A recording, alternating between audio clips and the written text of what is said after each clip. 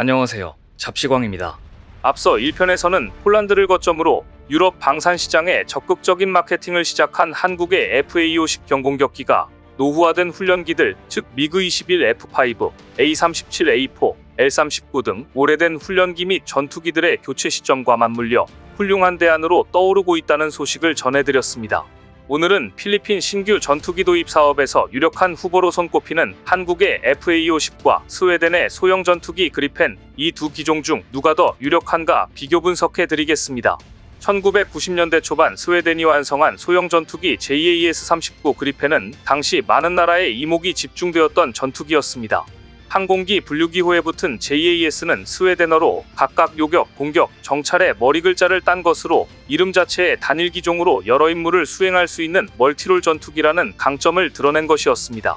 다재다능한 전투기로 개발됐음에도 그리펜의 덩치는 상당히 작았습니다. 당시 서방 세계의 표준 경량 전투기였던 F-16은 자체 중량 8.5톤, 최대 이륙 중량 19톤 정도였는데 반면 스웨덴의 그리펜은 자체 중량 6.8톤, 최대 이륙 중량 14톤으로 F-16보다 한 체급 낮은 전투기로 개발됐습니다. 더구나 당시에는 가격 경쟁력도 갖추고 있었습니다. 1990년대 후반 미국의 F-16의 가격은 이미 600억에서 800억 원이 넘었지만 반면 스웨덴의 JAS-39 그리펜의 가격은 400억 원에 불과했습니다. 그럼에도 전투 능력은 F-16에 크게 뒤지지 않았습니다. 최대 속력은 마하 2에 달했고 무장 장착대 8개에 최대 5.3톤의 무장을 탑재할 수 있었습니다. 더구나 그리펜은 일반 공군기지는 물론 고속도로나 국도에서도 최소 활주거리만 확보되면 이착륙이 가능했습니다. 이 점은 공군기지 같은 인프라가 부족한 제3세계 국가들의 상당히 매력적인 요소였습니다. 그래서 세계 방산업계에서 세계 전투기 시장에서 돌풍을 일으킬 것이라는 호평이 쏟아졌던 것입니다. 하지만 돌풍은 없었습니다. 1998년 남아프리카 공화국, 2008년 태국이 소량 도입했을 뿐 그리펜은 당초 예상과 달리 이렇다 할 수출 실적을 거두지 못했습니다. 왜 그랬을까요? 그리펜을 제조했던 회사 사브는 자기네 제품이 세계 시장에서 폭발적 인기를 끌 것이라고 생각해 대량 생산 인프라를 갖추고 많은 전투기를 만들었습니다. 그런데 도무지 팔리질 않으니 창고에 재고만 쌓여갔습니다. 남아공과 태국은 주문한 이듬해 그리펜을 인수했는데 이 물량도 재고품이었습니다. 체면이 구겨진 사브는 1990년대 나토에 가입한 동유럽 국가들을 상대로 세일즈에 나섰습니다. 폴란드, 헝가리, 체코, 슬로바키아 등이 그리펜에 관심을 보였지만 구매가 아닌 임대 형태로 스웨덴 공군의 비축기체를 가져다 쓰는데 그쳤습니다. 사잔이 딱히 장점이 보이지 않았던 것입니다. 사브는 고심 끝에 그리펜의 실패 원인이 성능 부족이라고 판단했고 확대 개량 모델인 JAS-39EF 그리펜 NG를 출시했습니다. 그리펜 NG는 기존 그리펜 기체를 전면 재설계하고 엔진과 레이더, 항공전자 장비를 일신한 4.5세대 전투기였습니다. 그리펜 엔진은 F-16에 비해 전체 중량은 가볍지만 무장 탑재량은 7.2톤으로 대등한 수준이었습니다. 하지만 문제는 성능을 대폭 키우느라고 그리펜 엔진 가격이 덩달아 상승했다는 점입니다. 우여곡절 끝에 체결된 2013년 브라질 전투기 공급 계약 당시 그리펜 엔진 가격은 36대에 54억 달러, 약 7조 2,400억 원에 달했습니다.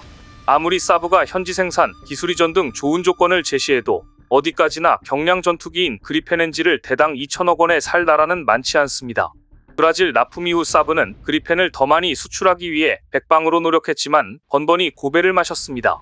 결국 최근 필리핀의 신형 전투기 도입 사업을 수주하기 위해 스웨덴 정부까지 전력 투구하는 모습입니다. 그렇다면 필리핀은 지금 어떤 상황일까요?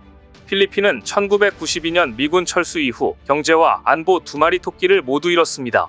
1990년대 중반 FA-18 전투기 도입을 추진했지만 1997년 아시아 전역을 덮친 금융위기에 직격탄을 맞아 무기 도입 사업을 모두 포기하다시피 했습니다. 그때 한국이 구원투수로 등판했습니다. 한국은 F-5A-B를 사실상 공짜로 넘겨주었습니다. 이마저도 2005년 퇴역시킨 필리핀 공군은 한동안 제대로 된 전투기도 없이 암흑기를 보내야 했습니다. 그러다가 필리핀이 더 이상 우리도 이렇게 손 놓고 있어서는 안 되겠다고 반성한 이유는 2000년대 들어 중국과의 남중국해 영유권 분쟁이 심각해졌을 때였습니다. 이때 필리핀이 고려한 기종은 미국 F-5EF, 이스라엘 크피르, 프랑스 미라지 2000 등이었습니다.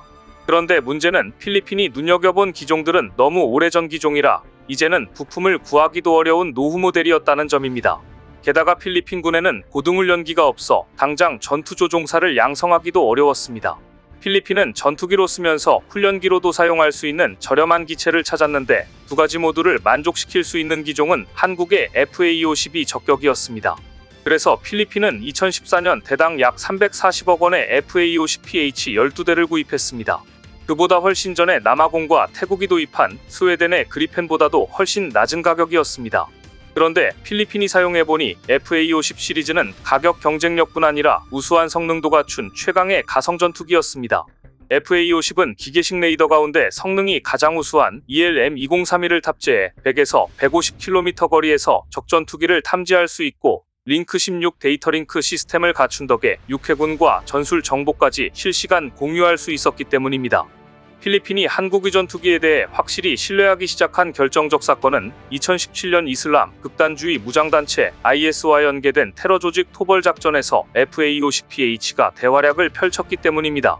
당시 필리핀군은 한국의 FA-50PH의 우수한 성능 덕에 테러 조직 수장과 지휘부를 초정밀 폭격으로 제거할 수 있었다고 평가했고, 이후 한국의 전투기에 대해 그 성능과 신뢰성, 후속 군수 지원에 큰 만족감을 표한 것으로 알려졌습니다. 당초 필리핀은 미국의 최신 4.5세대 전투기 F-16 바이퍼 도입을 희망했습니다. 하지만 상황은 여의치 않습니다. 최근 F-16 바이퍼 주문이 폭주해 빠른 도입이 어려운 데다 가격도 매우 비싸졌기 때문입니다.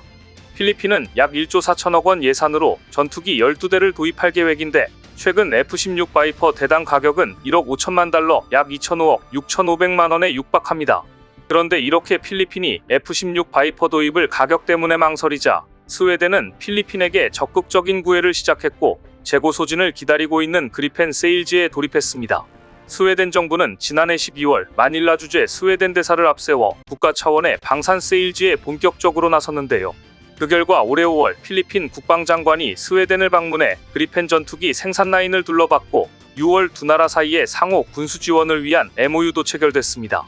하지만 스웨덴이 필리핀에 제안한 모델은 최신형 그리펜 NG가 아닌 중고 그리펜을 개량한 일명 그리펜 플러스입니다.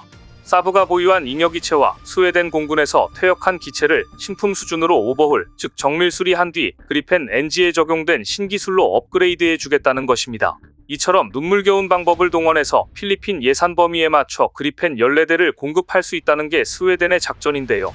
그런데 최근 필리핀 측과 회동해서 스웨덴 대사는 정부 차원의 금융 프로그램까지 제안한 것으로 알려졌습니다. 차관 또는 대출 보증 같은 지원도 가능하다는 것인데요.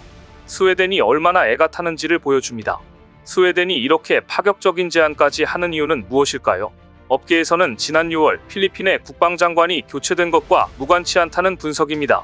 변호사 출신인 길버트 테오도로 신임 필리핀 국방장관은 FA-50 전투기 도입 당시 필리핀 공군 자문위원으로 활동하며 예비역 공군 대령 신분을 부여받았던 인물입니다. 한마디로 자국 공군의 FA-50PH 도입 및 운용 전반에 대한 깊은 이해를 바탕으로 한국의 FA-50 시리즈의 우호적인 인사로 알려져 있습니다. 즉 스웨덴으로선 자국과 관계를 형성해왔던 전임 국방장관이 생각보다 빨리 물러나고 한국을 잘 아는 인물이 신임 국방장관이 되었으니 속이 탄 겁니다. 그리고 이런 좋은 기회를 한국이 놓칠 리 없었습니다. 그동안 숨죽여 있던 한국 항공우주산업은 국방장관 교체 즉시 필리핀의 FA-50 블록 20 판매와 기존 FA-50PH 성능 개량을 제안하고 나섰습니다. 일단 한국 항공우주산업 카이가 제안한 FA-50 블록 20은 중고 그리펜과는 비교조차 할 수 없을 정도로 매력적인 대안입니다. FA-50 블록 20은 최근 폴란드와 말레이시아 공군이 주력 경전투기로 도입을 결정했을 만큼 이미 품질을 인정받았습니다. 최대 이륙 중량은 13.5톤으로 그리펜과 비슷하고 A사 레이더와 최신 항공전자 장비도 탑재했으며 암람과 아이리스티 등 각종 고성능 공대공 미사일까지 탑재가 가능합니다. 또 스나이퍼 타기팅 포드를 적용해 다양한 정밀 유도 무기를 투발할 수 있습니다. 더구나 FA-50 블록 20의 미사일 운용 능력은 앞으로 더 강화될 전망입니다. 현재 한국은 타우러스 KEPD-3502 공대지 미사일을 개발 중인데 완성되면 FA-50 블록 20에도 탑재할 수 있습니다. 미국이 협조할 경우 NSM 공대함 미사일을 탑재하는 것도 기술적으로 가능합니다. 물론 공중급유 기능을 갖춘 것도 강점입니다. 만일 FA-50을 구매하면 필리핀 공군이 미군의 지원을 받아 남중국해 배타적 경제 수역을 모두 작전권하에 둘 수 있습니다. 그리고 마지막 FA-50이 그리펜을 압도하는 강점은 바로 가격 경쟁력입니다. FA50 블록 20은 한국군 도입에 앞서 폴란드, 말레이시아 수출이 성사되며 규모의 경제를 확보했습니다. 앞서 설명한 이 모든 훌륭한 사양에 예비 부품과 무장을 합쳐도 대당 가격은 600억 원이 넘지 않을 전망입니다. 카이 측은 신품 기체 12대를 공급하는 것은 물론 기존 FA50PH 성능 개량도 가능하다고 필리핀에 제안한 것으로 알려졌는데요. 만일 필리핀이 한국의 제안을 받아들이면 1조 4천억 원 비용으로 고성능 4.5세대 전투기를 사실상 24대나 확보할 수 있는 것입니다. 지금 같은 분위기가 이어진다면 FA50 블록 20의 필리핀 수출은 충분히 가능성이 높을 것으로 전망됩니다. 악성 재고 성격의 스웨덴의 그리펜과 달리 한국의 FA50은 각국으로부터 러브콜을 받고 있는 고성능 모델이기 때문입니다. 필리핀이 바보가 아니고서야 이 정도의 제한을 물리치고 스웨덴을 선택할 리는 없어 보입니다. 오늘 준비한 소식은 여기까지입니다. 댓글을 통한 여러분들의 많은 의견 기다리겠습니다. 시청해주셔서 감사합니다.